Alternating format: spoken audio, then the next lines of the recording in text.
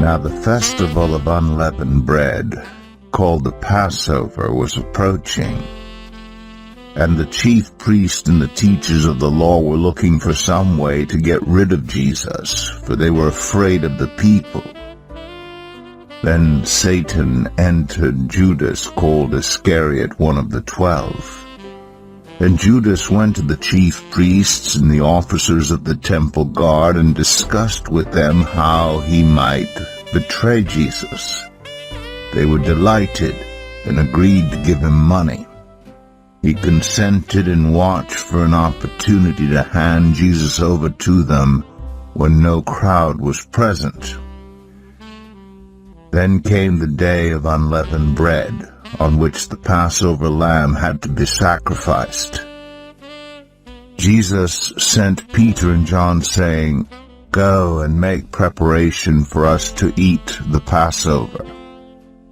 "Where do you want us to prepare for it?" they asked. He replied, "As you enter the city, a man carrying a jar of water will meet you. Follow him to the house that he enters, and say to the owner of the house, 'The teacher asks, where is the guest room where I may eat the Passover with my disciples?' He will show you a large room upstairs, all furnished. Make preparations there." They left and found things just as Jesus had told them, so they prepared the Passover. When the hour came, Jesus and his apostles reclined at the table, and he said to them, "I have eagerly desired to eat this Passover with you before I suffer. For I tell you, I will not eat it again until it finds fulfillment in the kingdom of God." After taking the cup, he gave thanks and said, "Take this and divide it among you. For I tell you, I will not drink again from the fruit of the vine until the kingdom of God comes." And he took bread, gave thanks, and broke it, and gave it to them, saying, "This is my body given for you. Do this in remembrance of me." In the same way, after the supper, he took the cup, saying, "This cup is the new covenant in my blood, which is poured out for you. But the hand of him who is going to betray me is with mine on the table. The Son of Man will go as it has been decreed, but woe to that man who betrays him." They began to question among themselves which of them it might be who would do this. A dispute also arose among them as to which of them was considered to be greatest. Jesus said to them, The kings of the Gentiles lord it over them, and those who exercise authority over them call themselves benefactors. But you are not to be like that. Instead, the greatest among you should be like the youngest, and the one who rules like the one who serves. For who is greater, the one who is at the table or the one who serves? Is it not the one who's at the table? But I am among you as one who serves. You are those who have stood by me in my trials. And I confer on you a kingdom, just as my Father conferred one on me, so that you may eat and drink at my table in my kingdom, and sit on thrones judging the 12 tribes of Israel. Simon, Simon, Satan is asked to sift all of you as wheat, but I have prayed for you, Simon, that your faith may not fail. And when you have turned back, strengthen your brothers. But he replied, Lord, I am ready to go with you to prison and to death. Jesus answered, I tell you, Peter, before the rooster crows today, you will deny 3 times that you know me. Then Jesus asked them, When I sent you without purse, bag, or sandals, did you lack anything? Nothing, they answered. He said to them, But now if you have a purse, take it, and also a bag. And if you don't have a sword, sell your cloak and buy one.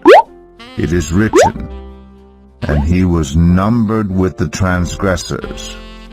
And I tell you, that this must be fulfilled in me.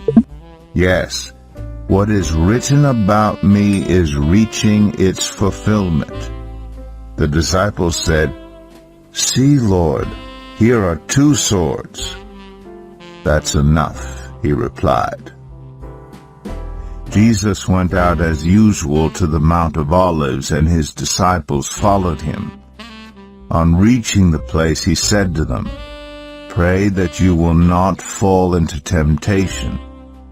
He withdrew about a stone's throw beyond them, knelt down and prayed, Father, if you are willing, take this cup from me. Yet not my will, but yours be done. An angel from heaven appeared to him and strengthened him. And being in anguish, he prayed more earnestly, and his sweat was like drops of blood falling to the ground. When he rose from prayer and went back to the disciples, he found them asleep, exhausted from sorrow. Why are you sleeping? He asked them. Get up and pray so that you will not fall into temptation. While he was still speaking, a crowd came up, and the man who was called Judas, one of the 12, was leading them. He approached Jesus to kiss him, but Jesus asked him, Judas, are you betraying the Son of Man with a kiss? When Jesus' followers saw what was going to happen, they said, Lord, should we strike with our swords?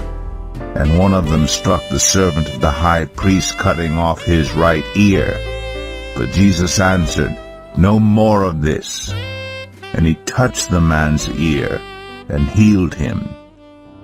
Then Jesus said to the chief priests, the officers of the temple guard, and the elders who had come for him, Am I leading a rebellion, that you have come with swords and clubs?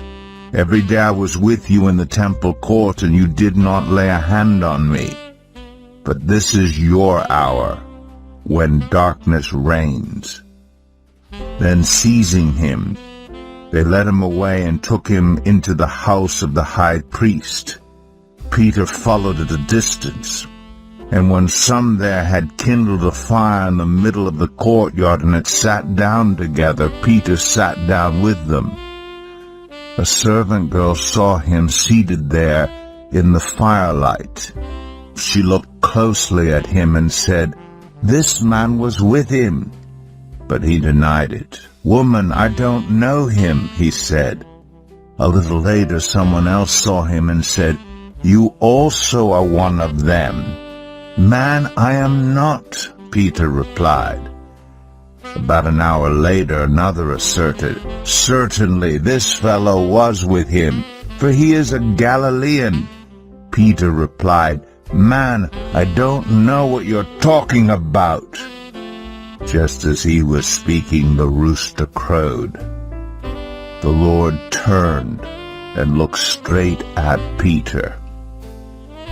Then Peter remembered the word the Lord had spoken to him. "Before the rooster crows today, you will disown me 3 times." And he went outside and wept bitterly. The men who were guarding Jesus began mocking and beating him.